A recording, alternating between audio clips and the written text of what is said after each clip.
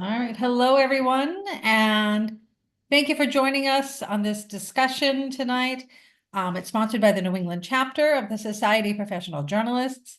My name is Angela Anderson Connolly. I'm here tonight with Bernard Goldberg. Bernard is a television news reporter and an author of a book, Bias, a New York Times #1 bestseller about how the media distort the news. He's covered stories all over the world for CBS News and has won 14 Emmy Awards for excellence in journalism. He won 6 Emmys while at CBS, 8 more at HBO, where he reported for the widely acclaimed broadcast Real Sports.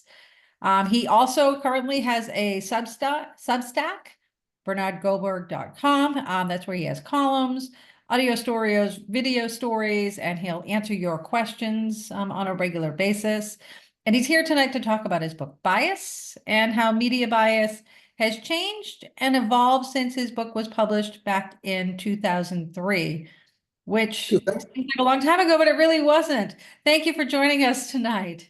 It's my pleasure. I'm looking forward to this. It was 2001, by the way. Oh, 2001. See, I didn't fact check the script, and I should have. So that's the first media bias mistake I've made of the night, and probably not the last one. Probably the last. Probably the last. Well, I mean, that opens up to a thing that, checking your facts, how important it is in journalism. I teach, and one of the things I tell my students is if your mom tells you she loves you, to go check it and fact check it. So that's on my bad. So 2001. First, we'll start some background a little bit, if you don't mind, to kind of let people understand who you are and how you got to where you were, if that's okay, Bernie? Sure. All right. So how did you get into journalism? It's like a different field. It's not necessarily traditional. How did you get into that? The honest answer is I have no idea. I know, but I do know from elementary school on, that's what I wanted to do. I came from a blue-collar family. I was the first person in my family to go to college. So there were no journalists in the family. The only thing I could come up with, and I've thought about this over the years, actually, Angela, is that my father, who was a blue-collar worker, worked in a factory, would come home with the New York Daily News, which was a tabloid. Blue-collar people didn't read the New York Times, and he would toss it to me when he came home, and I would start reading it, from the back to the front, because the back had stories, sports stories about the New York Yankees, which I was in. That was I'm in Boston, so we don't talk about that. Yeah, right. And the only thing I could think of, since nobody in my family was a journalist, is that I just found it interesting. But in grade school, a friend and I hand wrote a newspaper. And in high school, I was an editor, one of the editors of my high school newspaper. In college, I majored in journalism. I don't know how I got into it or why I got into it, but I always wanted to get into it. Are you glad you got into it? Very much so. No, when people say no regrets, I always question that, because certainly there must have been a few regrets. But I'm very glad I got into journalism, because it was like an Emerson College education for free. I went around the world. I talked to interesting people. I did things I would never have done had I not gone into journalism. It's so true with that career choice. No matter where you're doing it, whether it's local, international, national, you meet the most interesting people. When you joined CBS, it was, of course, a fabled organization, and of course, home to Edward R. Murrow, Walter Cronkite. So what was it like to walk in there and work there? It was wow. I mean, I really thought I hit the big leagues, but I also wondered if I could make it. I was offered a job as a reporter or a producer. I was working in local TV in Miami at the time. And I figured, a reporter at CBS News, are you kidding? I am not up to that. And I took the job as a producer in the Atlanta bureau. And it was during the Vietnam War. And a lot of people were in either Vietnam or Hong Kong putting stories together. That's where they sent the film to Hong Kong. And things happened and there was nobody to cover them. And I covered 3 stories. I covered a flood in Texas, a bus crash, a bad bus crash in Tennessee, and then a major story about a shooting at a shopping mall where a US senator was campaigning. And this was 2 weeks after George Wallace was shot at a shopping mall while he was campaigning. And they didn't know if there was a connection. And they flew me up to Durham, North Carolina. And I put the story together. And it was the lead story on the CBS Evening News. And I was on a good path from that day forward. From that day forward, I could have screwed it up. I came through, and that changed. Well, it didn't change anything because there was nothing to change at that point, but it put me on the right trajectory. I wonder how difficult it was, and I'll get into the book in a minute, but how difficult it was to go into those situations without being there for a long period of time, like just jumping in. Was it hard for you to get there and get your feet on the Yes. ground? Yeah, and there was no time to think about it either. You very often, you were using affiliates' footage, local TV stations' footage, and you had to look at their stuff while they were trying to put their own newscast together. There was that factor. When we flew in with a crew, we just had to hit the ground running and put the story together. And years later, when I was on the West Coast, based in San Francisco, I had 3 fewer hours to do that because the newscast was still on at 6:30 in the East. And I had a 3-hour disadvantage. But yeah, it was hard. It was hard. And you know what, Angela? I don't miss that part of it. Eventually, I went on to do magazine work, and I liked that. But the working on deadline, and sometimes we made the story by the skin of our teeth. I mean, Walter Cronkite was reading the lead-in to a story, and we had just fed the story in on videotape to New York, and I'm sitting there praying in every language I could muster, please God, when he says Bernard Goldberg reports, there should be a report, a videotape report. It was that close a lot of times. It's interesting that that hasn't changed. Like in those deadlines, just working in TV newsrooms in the past few years, it still happens. So the immediacy is there. I'd like to talk a little bit, we'll start talking about your book. You previously said that when you talked about liberal bias, right? Actually, I'm going to go back to my other question with CBS. What is that where you started to notice some of the bias and Yeah, when you were there? absolutely. And years after I started at CBS, when I was based in Atlanta, of the top 1,000 issues I thought about, bias wasn't one of them. When I was in San Francisco, same thing. But then I got to New York and interesting things happened. You go into the CBS Broadcast Center on West 57th Street, and you see homeless people on the way to work, and they're either alcoholics, drug addicts, or they have mental disorders. And the story I'm seeing on television are people with blonde hair and blue eyes, and the lead-in says they're just like you and me. And I'm saying, they're not just like you and me, most of them. Almost all of them aren't just like you and me. And I started to notice that kind of bias. On the AIDS story, which I think was the worst reported story of the 20th century, I'm hearing about, and by the way, let me make very clear before I go any further. If one person on planet Earth has AIDS, that's a terrible, terrible tragedy. If one person has AIDS, I want to make that very clear. But I'm noticing that I'm hearing stories on television and reading in the newspaper about how AIDS is about to break out into the general population, and everybody's going to get it at one point, and nobody's safe. And I'm saying, none of my neighbors have AIDS. I don't know any heterosexuals who have AIDS. I heard about one person who was a hemophiliac who got a blood transfusion and he got AIDS. And I said, something's going on here that doesn't reflect the reality of what I'm seeing, just seeing as a citizen, let alone as a reporter.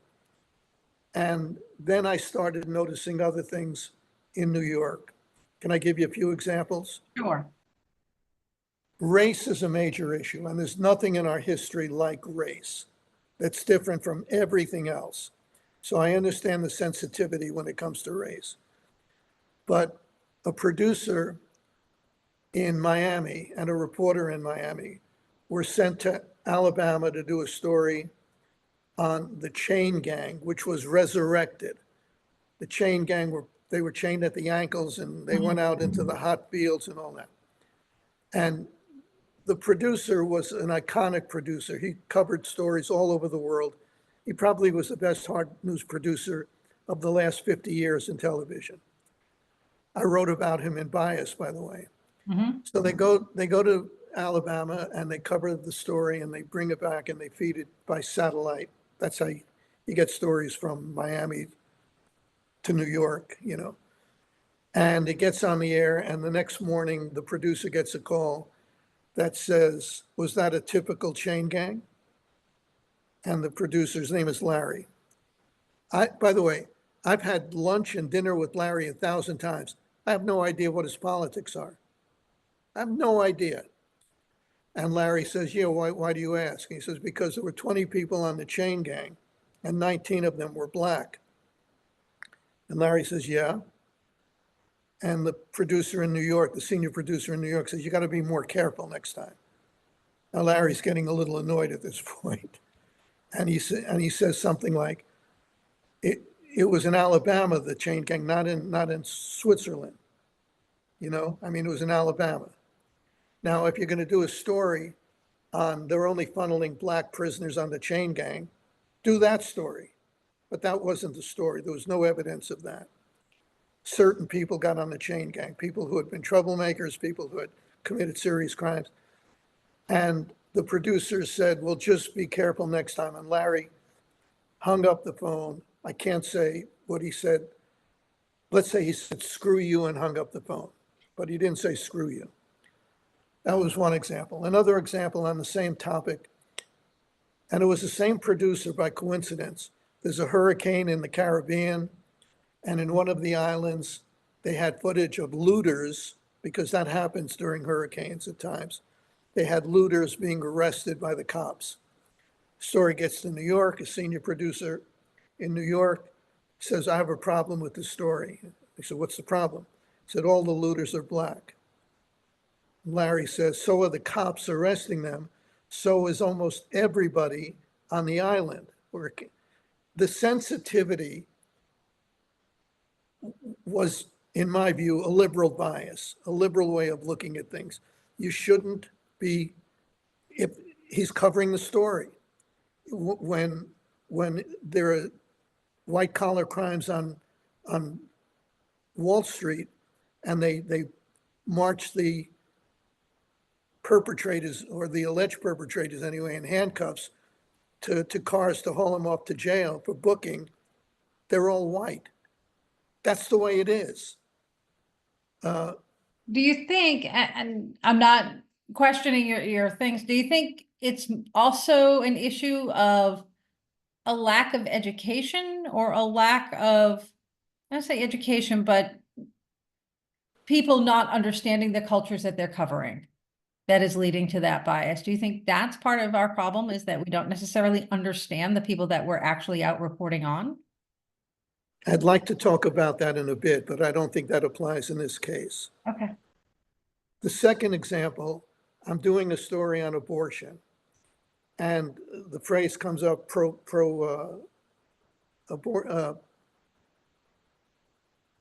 not pro-life, Pro-choice. pro-choice. Yeah, pro-choice. Yeah. And I write in the script pro-choice and pro-life. And the producer says pro-life is inflammatory. And I say, well, wait a second. We're talking about, on the one hand, pro-choice, which is an interesting phrase, a brilliant phrase, because they didn't want to use the word abortion. So it was pro-choice. Pro-choice about what? Wasn't pro-choice about, it was just pro-choice. It was, I will clarify from a woman perspective, it was the ability to make the choice. That's what pro-choice is. Right, the ability to make the choice about an abortion. Right, whether to Okay. have one or not. That's what pro-choice is. Right. So they said it's pro-choice, and I said, okay, I have no problem with that. And the other side is pro-life. They had a problem with pro-life. And I just said, no, this isn't going to stand. And we came up with some crazy solution about abortion rights versus anti-abortion rights. I didn't like the solution, but it was a solution. And the third example is about labels. If we were interviewing a conservative and his conservatism was relevant, we would point that out. We would say, Joe Blow, a conservative from Alabama, said, and I think that was fine. I had no problem. But liberals, we didn't identify. Mm. And we didn't identify them because we didn't see them. I say we, I saw it differently, but my colleagues saw them not as liberal, but as moderate, as mainstream, and mostly as reasonable. And if you, it's like the fish don't know he's wet. There's an expression, fish don't know he's wet. The liberals in the newsroom didn't know they were reporting from a liberal position because that was what everybody in the ocean felt the same way. The fish didn't know he was wet. And that's why it comes down to, for me, that we need more diversity. And here, and let me get to the point you raised earlier about understanding people. Mm-hmm. Newsrooms years ago were populated overwhelmingly, if not exclusively in some newsrooms, by white men. Now, mm-hmm. Those white men could say, we know how to be fair. We know how to report news fairly. What's the difference if we're white men or green men? Well, if you're a white man, no matter how fair you are, you don't know how a black man feels or a black woman. You don't know how any woman feels. You don't know how a Hispanic feels. You don't know how a gay person feels if you're a straight white man. That's why we needed diversity in the newsroom, not to make up for past sins against these people, although that could have been a reason. But the main reason journalistically was because we needed their diversity, not so that they put their opinions in the stories, but they brought their black perspective, their Hispanic perspective, their female perspective, their gay perspective. That was something white men could not do on their own. But we never thought about the diversity of opinion, the diversity of thought. I mean, these are smart people making these decisions, and it never occurred to them. Think about that. It never occurred to them that we need all this diversity, but we don't really need diversity of opinion. Well, isn't everything going just hunky-dory as is? Well, it isn't. And I was a sore thumb standing out. And I didn't write this book as a conservative. That's very important. I wasn't even a conservative when I wrote the book. I was an old-fashioned liberal, meaning I wasn't a progressive. I was a mainstream, moderate liberal. But it doesn't matter what I was. I wrote the book as a journalist. And it just strikes me as odd that the same people who realized that we needed, and we did, we needed black people in the newsroom, along with the white males. We needed women, we needed Hispanics, we needed gays, we needed Asians. It never occurred to these smart people that we also need conservatives, not to bring their conservative biases with them, but to bring their conservative perspective into the newsroom, just as we had all those other perspectives. Do you think, I mean, let's bring it to modern day. Has that changed at all? Are they allowing, do you think, those other voices in?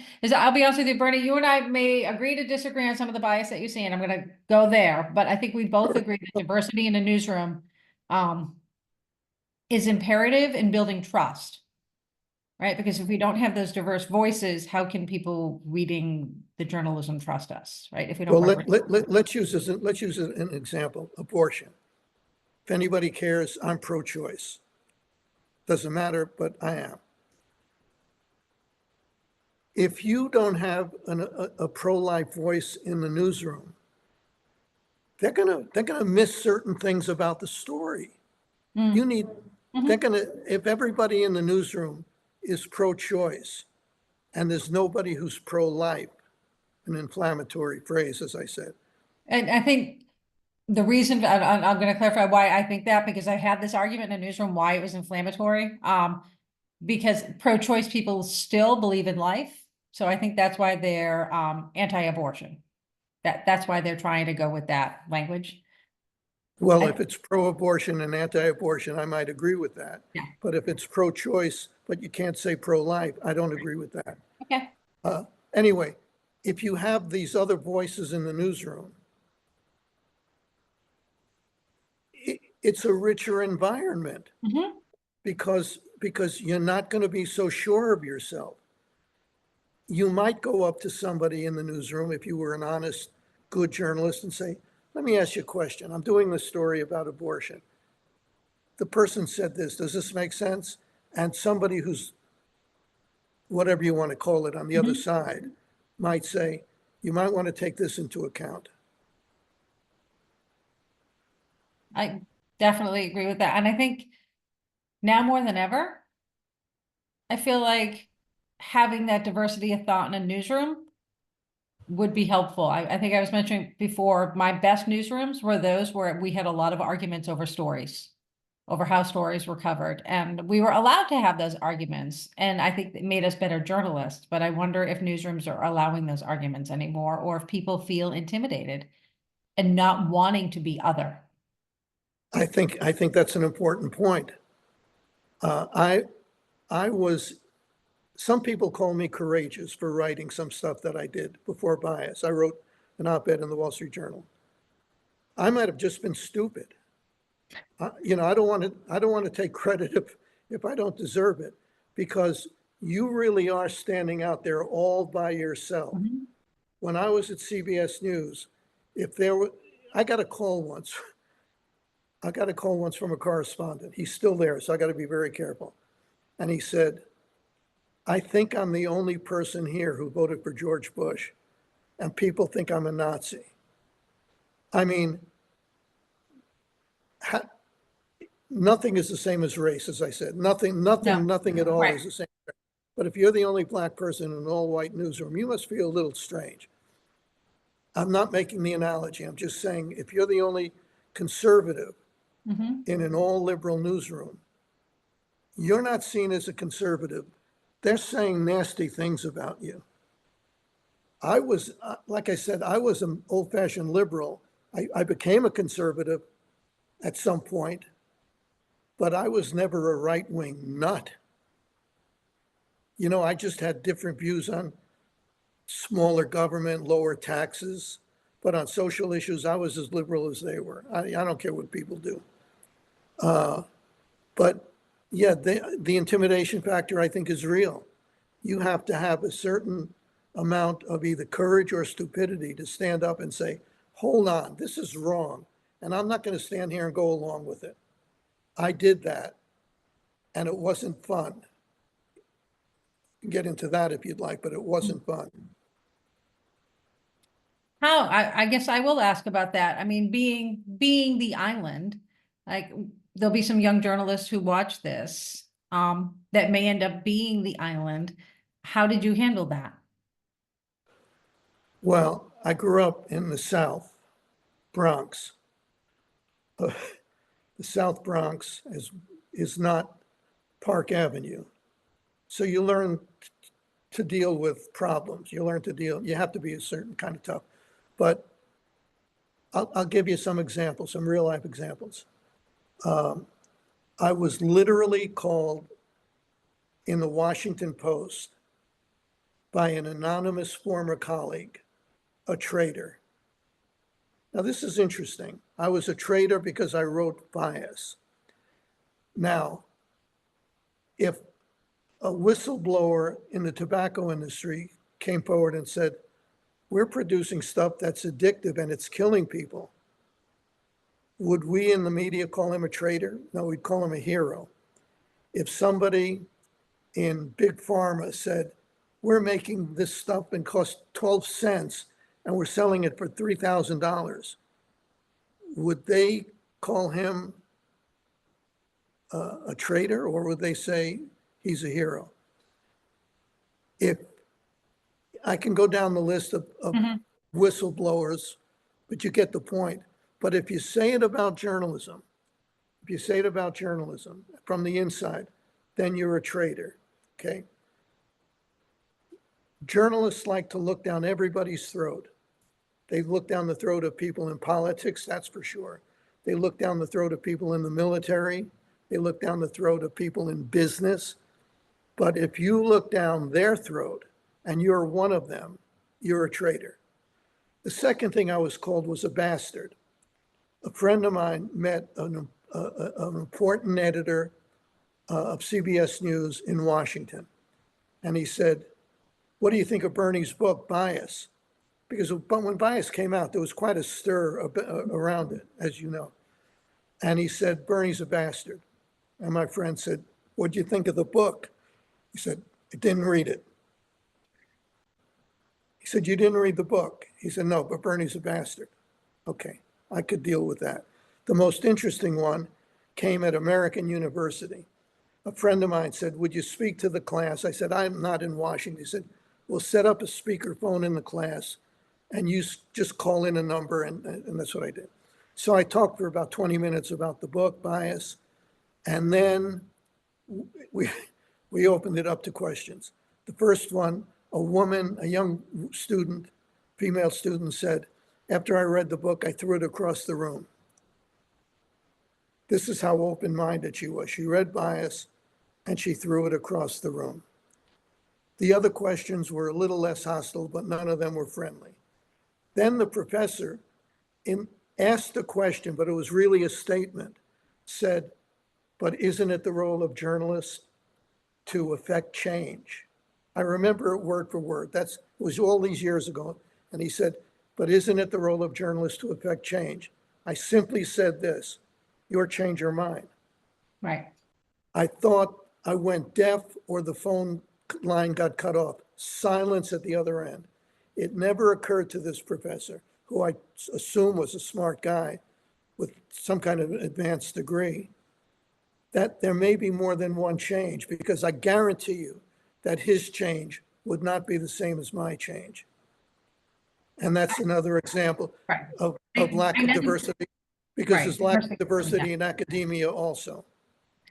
I know that in the book you say, you don't think it's a conspiracy among journalists to, they get together and go, how are we going to slam this side today? How are we going to slam that side today? I said that doesn't happen. Right, that you don't think that happens, correct. Right. So how does this happen? And why is it not being seen? I think it's being seen a little bit more. I think people are a little bit more in tune to it, but how did we get here? Yeah, it's a great question. My conservative friends may not like this, but it's the absolute truth. I was at CBS News for 28 years. And not once did Dan Rather or Walter Cronkite before him, but I worked mostly for Dan Rather. Not once did Dan come in the morning, summon his top lieutenants into a room, turn out the lights, pull the shades, give the secret handshake and the secret salute, and say, how are we going to screw those Republicans today? It never, ever happened that way. What happened was that there were too many, almost exclusively like-minded people in the newsroom. So these people saw conservatives, people to the right as conservatives, and they were, but people to the left were middle of the road. People to the left were moderate. People to the left were reasonable. And that produces bias, and that's why I wrote the book. I wonder, looking at current day journalism, where bias is pretty much out in the open, and for some media Absolutely. Do you think it's better or worse that we're out in the open with the bias in some media? That's an interesting question, but let me say your premise is 10,000% correct. Bias is way, way worse today than it was when I wrote Bias. I wrote it about the networks, New York Times. Cable news came along, and I think cable news is one of the most destructive, divisive forces in all of America. It's an institution that divides people for money. Dividing Americans is part of the business model. Now, as you said in your question, it's transparent. And you know, I didn't, you asked an interesting question. Is that a good thing or not? At least it's out in the open is what you're suggesting. I'd rather they just clean up their bias and we not have Fox being a conservative channel and MSNBC being a progressive channel and CNN being a liberal channel, because what they do is, it's not even journalism when they pander to their audience. All they're doing is telling their audience what their audience already believes. You never want to surprise I was on Fox as a contributor on the Bill O'Reilly show for quite a while. And I didn't play along. That's why I'm not on Fox anymore, because I criticize Donald Trump too often. You can't do that if you're a conservative. They didn't say that in so many words, but I'm not there anymore, am I? So what they do is each one panders to their particular audience. They tell their audience what their audience already believes. They validate their audience's biases. They validate their audience's values, if you want to put it that way. They give them red meat, make them angry enough to come back for more. Dividing Americans is part of the business model, and I think it's reprehensible. But as you say, it's out in the open. Nobody's hiding it anymore. I wish we just fixed the old way instead of going to this way.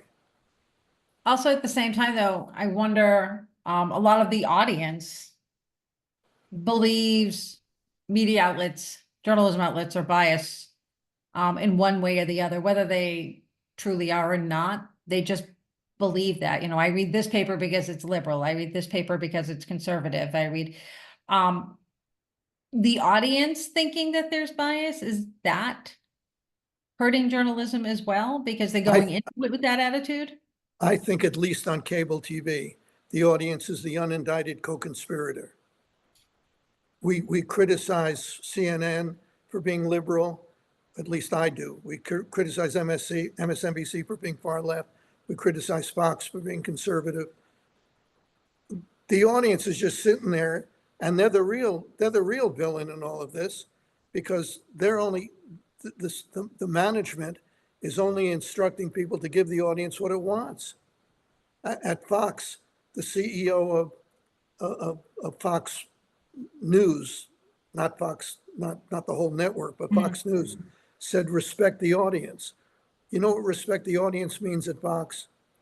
Don't respect the audience. That's what respect the audience means. It means give them what they want to hear.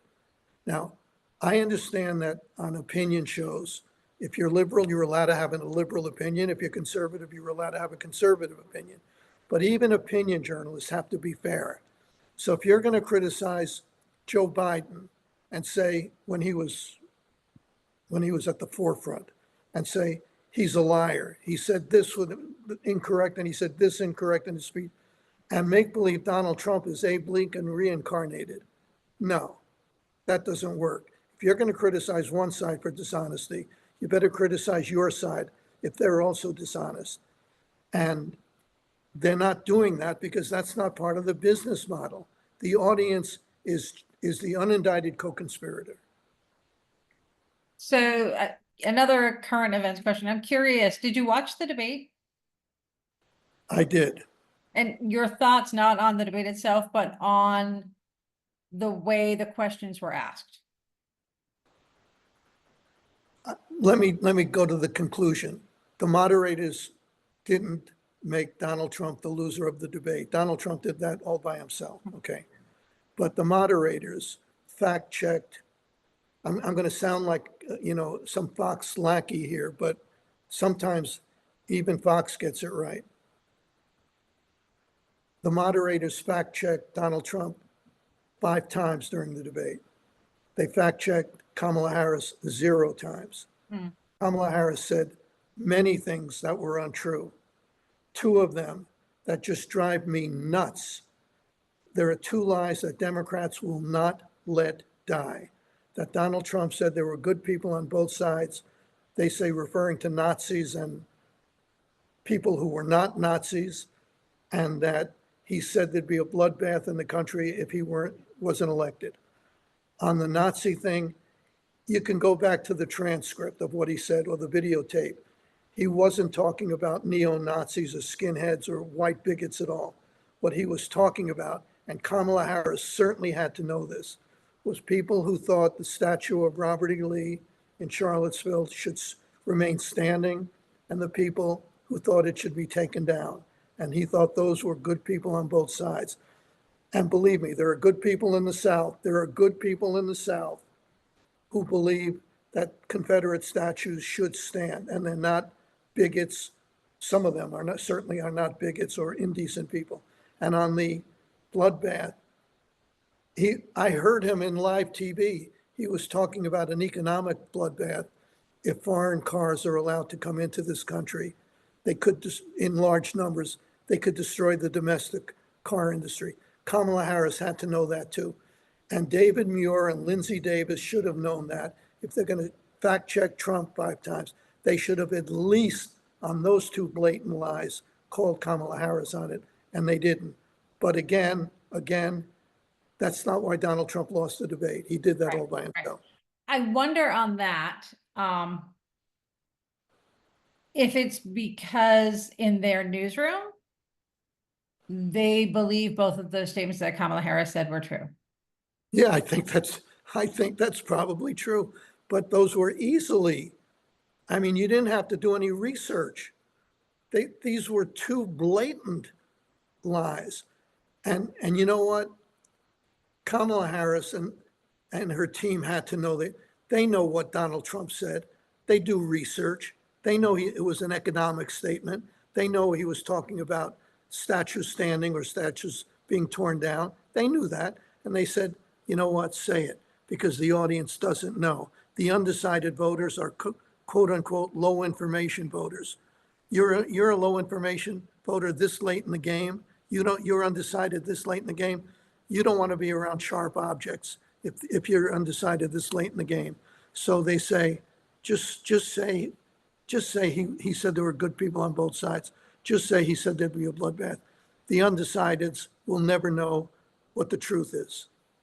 Do you think that the fact checking in the debate was enough on either of them? Or do you think they should have just let things go? Well, let me answer that 2 ways. First, I don't think it was enough because Donald Trump said a lot more than 5 things that were not true. And Kamala Harris said a lot more than no things that were not true. But fact checking in real time is really hard. So I think if you say up front, you can expect some statements that may not be factually true, but we're not going to spend any time fact checking it. We'll do that after the debate. We have people listening right now in our newsroom, and we'll be on the air after the debate and tell you what we found out. That would have been fine with me. So I'm going to come back to your thought of bias in general in journalism. How do we fix this? Oh, I have a theory. I have an idea. Okay. Well, thanks for asking. It was an idea that I came up with clearly as a joke, but the more I think about it, the more I think this is not a bad idea.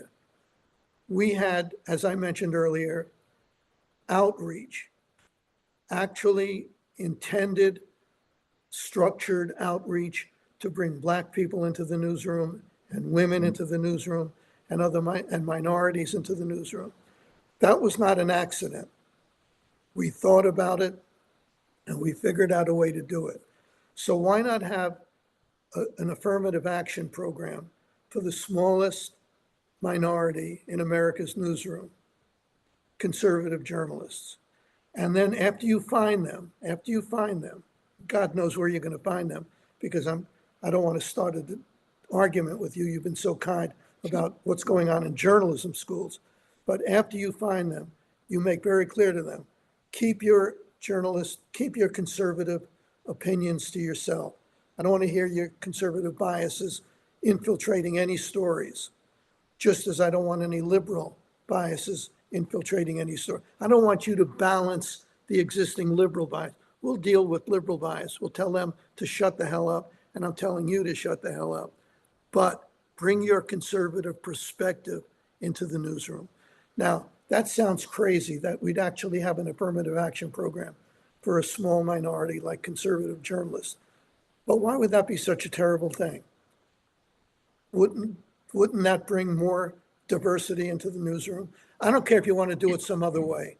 Yeah, but I'm do it. curious. It's something, as a journalism educator, I've often thought about the lack of, where journalists are coming from in newsrooms, right? And where we recruiting people to be in this industry are coming from. And they all come from a lot of the same places. Exactly, and that's the problem. Right. And that's the Right. problem. So is it also incumbent upon educators to recruit and open doors for this industry for groups of people that may or may not have considered it in the past? Yes. Yes, it's a great idea. But it's hard. That's Why? hard. Why? There are plenty of, if conservative kids, look, I spoke at Penn State. Mhm. A group invited me, a Republican group invited me when Bias came out. And they took me to dinner before the speech. And they said, we don't tell the professor, the teacher, what we believe, because we need to get to graduate school or law school or whatever. And I said, that is very sad. They said, we tell the professor what we think the professor wants to hear. That's not good. No. Because then you're going to wind up with people thinking like the professor. And the professor's job should be to encourage the kids to think how they want to think. It's even harder now to do that. I'll tell you, I had one student in one class that was politically opposite of me.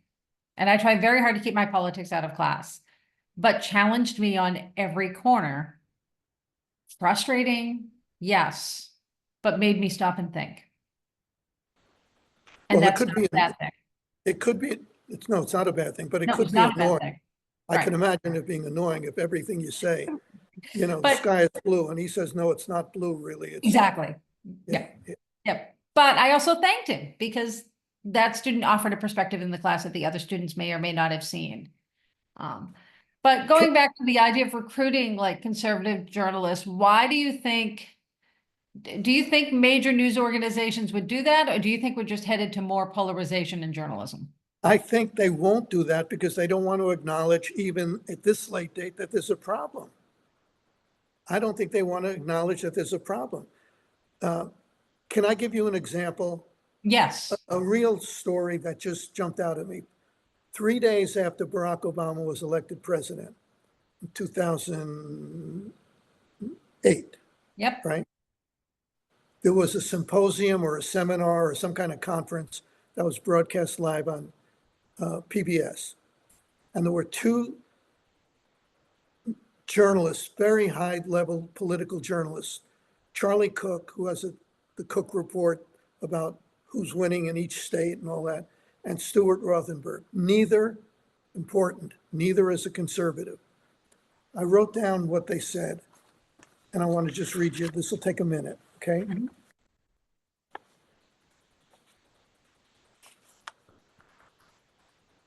As soon as I find it, I'll tell you.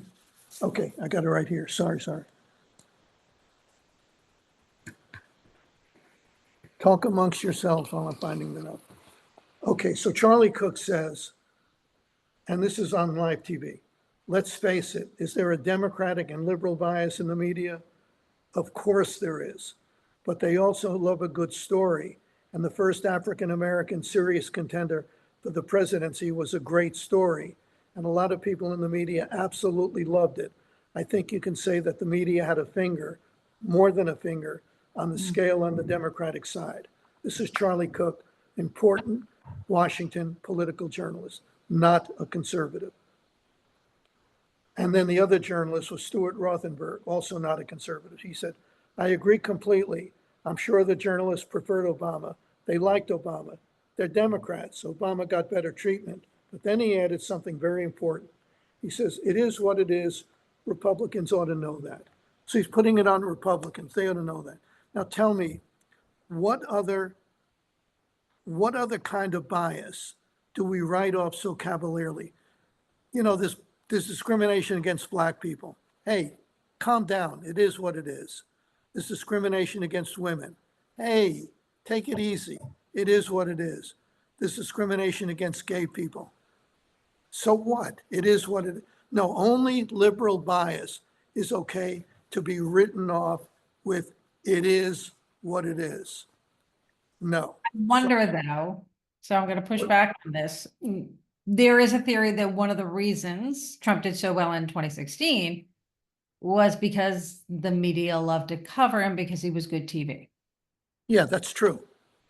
That's on the media. You could never have too much Trump. That was the theory in newsrooms, TV newsrooms across the country. I was in one.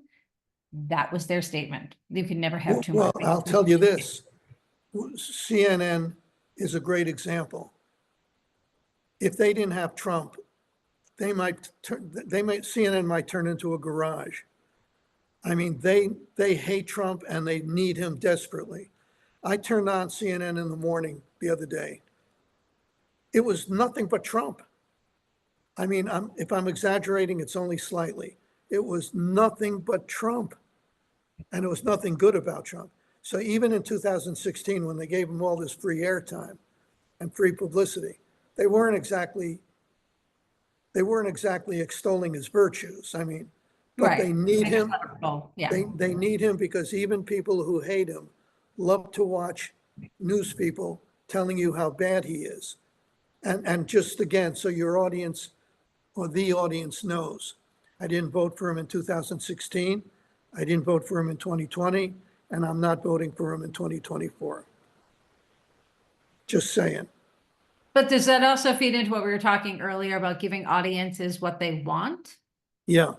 Right. And you know, Fox does the same thing with Biden and Kamala, right? Yeah. They have to have the villain because that's what the audience wants, and they're telling a story. And that's Exactly. 100% correct. It's like white hats and black hats. It's a drama. It's not a news program. It's a drama. And you need a villain. Every drama needs a villain. Do you think network, not cable news, but network news, is becoming more aware or less aware of potential bias within their stories? Do you think they're stopping and thinking and asking more questions now? If I don't know what I'm talking about, I'm going to admit it. I haven't watched network news in a very long time, because if you have a 30-minute newscast that after the hellos and goodbyes and the commercials is 21 minutes, and every story on the newscast you heard earlier in the day, because you can get news on your phone, you can get news on TV during the day. I can get news on my shoe. I mean, I have a shoe that gets news. I could just put my shoe to my. So it's an idea whose time has come and gone. Mm-hmm. And a serious question is, how long is it going to last? You know, I don't know. A whole nother Zoom call. What's that? That's a whole nother Zoom call. Yeah. Right. Can I do one other thing here? And you Sure. can ask me anything you want. But one of the journalists who treated me with decency and didn't attack and kept an open mind, and I didn't expect it, but when bias came out, I got a call from Tim Russert, who was not only anchoring Meet the Press, but also had a book show on CNBC, and he wanted me on. And I figured Tim Russert worked for Mario Cuomo, the Democratic governor of New York, and Daniel Patrick Moynihan, the Democratic senator from New York. All right, I got to do interviews. He's going to come after me. I'll handle it. Okay, I wasn't looking forward to it. I got off the elevator. He met me at the elevator. I'm going to tell you more than you need to know, but it's interesting. And he said, how are Sam and Sylvia doing? I said, what? That's my mother and father. He said, how do you know my mother and father? He said, well, you dedicated your book to them. It's interesting. I took notes specifically, Angela, for this discussion. This will take me no more than a minute, maybe a minute and a half. Can I read you some of the things? Absolutely. Okay. So after we did the interview, and it was absolutely as fair as this one is, Tim Russert is the gold standard for fairness. And I miss him terribly, and journalism should miss him terribly. In my second book, Arrogance, another one-word title, in my second book, Arrogance, I called him up and I said, can I do an interview with you? And he was gracious and he said yes. I took notes on about a minute or 2 minutes at the most, which I'd like to share with the audience. If that's okay with you. That would be terrific. He said, I'm all for having women in the newsroom and minorities in the newsroom. I'm all for it. But just as well, let's have people with military experience. Let's have people from all walks of life, people from top-tier echelon schools, but also people from junior colleges and so-called middling schools. That's the rich pageantry of America. Where the hell have you ever heard that? And he said, I'm a great believer in racial diversity and gender diversity, but you need cultural diversity, you need ideological diversity. Then he emphasized, you need it. I asked him, why the closed-mindedness when the subject comes around to media bias? There are a whole bunch of people in the world of journalism, forgive me, and the world of academia who just shut the discussion down. And he said, that to me is totally contrary to who we're supposed to be as journalists. My view was invite Bernard Goldberg and bias on my show. This is central to who we are. Let's talk about it. I got just a few more. In 1996, I think, as some of you know, as you may know, you know, Angela, I wrote a piece in the Wall Street Journal about liberal bias in the news. It was considered very controversial. The heat was very hot, if I could put it that way, but not to Russert, not to Russert. Told me the following.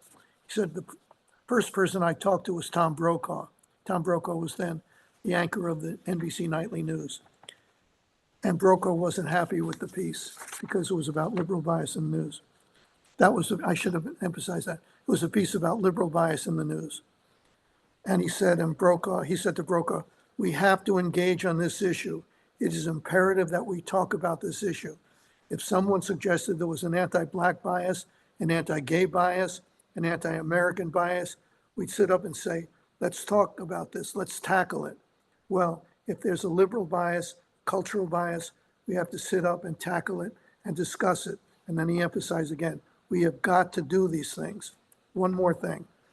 Finally, he said, to a journalist covering this country, there should not be, this is interesting for your journalism class, to a journalist covering this country, there should not be a preferred position on abortion or a preferred position on gay marriage or a preferred position on gun control or a preferred position on campaign finance reform. If you're for abortion rights, for gun control, for campaign finance reform, some journalists think that's a mainstream position and those opposed to it are on the fringe. And that's just not the way reporters should approach issues. That to me is the Bible. I think I wrote about that in my way, and Tim Russert said it, and that Tim Russert, the anchor of Meet the Press, one of the top, I'll say 5, but I think it was less than 5 people in all of journalism at the time, and God rest his soul. Tim Russert said that, and he wasn't afraid to say it. And I thank him immensely for that. I think when we've chatted before, one of the things I've said to you is, bias is inherent in all of us. Like the minute you make a decision, right, the story's biased just by deciding who you talk to, who you don't talk to, what story you cover, you don't. It all comes from a place of bias. How do we, as journalists or as educators, teach future journalists to be aware of our bias? Because as much as we want to diversify newsrooms, that's going to take time. So what do we do today? Let me say, I agree with your premise, first of all, that when you decide on to do a story, or not to do the story. Mhm. That's a bias. Mhm. I think what you should do, if I were teaching a class, which I don't think I could do, I don't think I'd be good at it, but if I were teaching a class, I'd say, let's take the hot button social issues. Let's make a list of them on the blackboard here. I don't want to know how you feel about abortion rights, but you know how you feel about it. Bend over backwards to see the other guy's position or the other woman's position. Affirmative action. You think it's a good idea? Well, by the way, I'm telling you all my biases.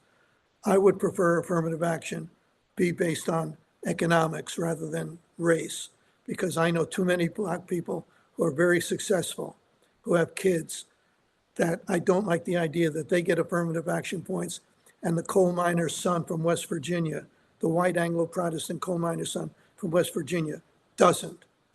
I'm not crazy about that. But anyway, if it's affirmative action, you have your ideas about it. You don't have to share it with me, but you know what they are.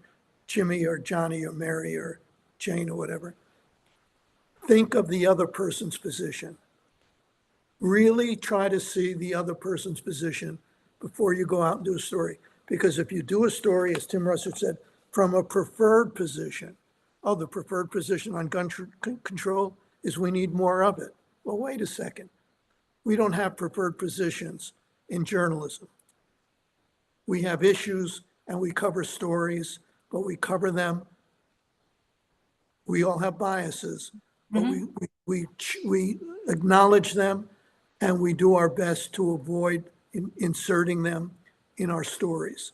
And if we put them in our stories, you make that mistake too many times, we're going to ask you to find another job. What about when it comes to the sources that you use? That's the same thing. Yeah, That's the same same thing. concept, right? That's another good point. That's a great point because I wrote about this in Bias. This is why we need the different perspective in the newsroom. I spoke to a friend who was the executive producer of 48 Hours, and she went on to become the president of CBS News. A very important person in the world of journalism. I said, I'll tell you her first name, Susan. I said, Susan, when you were the Washington Bureau, I think she was in Washington before that, she was. I said, in all your years in journalism, when you had a story about abortion, how many people did you call with conservative points of view? She thought, she said, I can't remember any. So she would call now to get their point of view. It never occurred to, and she was a good journalist, but it never occurred to her, she admitted this to me, to look for somebody from a conservative women's group to get their point of view. That's why you need diversity in the newsroom. Because if you had diversity, somebody would say, I'm glad we're getting, Patricia Ireland, the head of Now at the time, to talk. But what about so-and-so from the Women's Forum in Washington, whatever it's called? Picking sources is another way we're biased. We pick liberal sources more than conservatives. You know what? You know when you pick conservative sources, when you want to beat up the guy.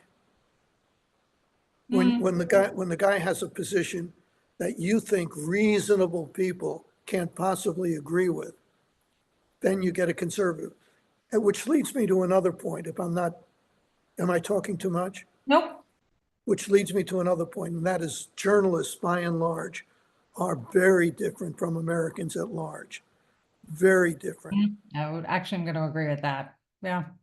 Journalists, the dinner parties journalists go to, people in what we call flyover country don't go to dinner parties by and large. They have dinner at home. They're not elite.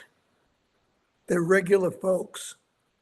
And journalists in New York and Washington, I think, look down their nose at these people, frankly. I mean, that's a general. Yeah, I would hope not, but we need more journalists from that part of the country. Exactly. We do. And not just geographically from that part. We don't need more liberals from Nebraska. we need a few conservatives from Nebraska to offer that other point of view, so that when we look for sources on a story, we don't look for all the usual suspects. We get both sides. There are no preferred positions. That's the first thing I would teach in class. There are no preferred positions. I'd say to the class, I know you think that your position on abortion, on gay rights, on gun control, on all these issues, I know you think you have the right position. You have your position. There are other people who are decent, who don't commit crimes, who are hardworking, who have a different position. Just acknowledge that and be open to what they have to say. You don't have to agree with it in your private life. I don't. I told you I'm pro-choice. I don't like guns. I'm like Billy Liberal here. But if you don't have that diversity, everything comes down to diversity. If you don't have that diversity in the newsroom, you're not going to have diverse sources, and you're going to wind up with a biased story. Bernie, believe it or not, it's been an hour.